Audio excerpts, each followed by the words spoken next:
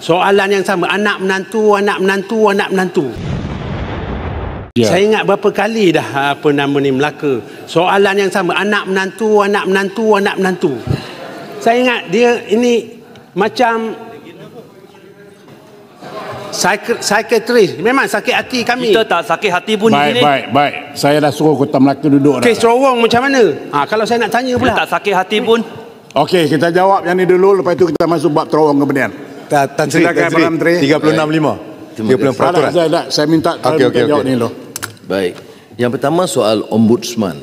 Kalau kita lihat dalam sejarah paya Islam, ombudsman itu dikaitkan dengan institusi Hisbah. Hisbah itu public accountability. Dia satu institusi yang mengatasi semua badan-badan penguatkuasaan. Jadi ada ruang untuk rakyat atau kalangan yang terlibat, terkait, mengemukakan dengan hujah dan dia berikan pertimbangan yang sebut public accountability atau institusi Hisbah.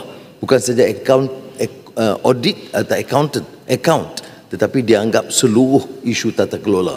Ini saya telah minta Menteri Berkenaan juga study, ya, kerana institusi Hisbah dalam sejarah Islam itu sangat kukuh mengawasi tata kelola secara menyeluruh. Jadi apakah dia boleh pantau institusi semua? Institusi Hisbah itu dia mengatasi eksekutifnya, legislatifnya, judiciary kalau kelihatan ada pelanggaran peraturan hukum atau rasuah, termasuklah SPRM. Jadi ini kita sedang teliti.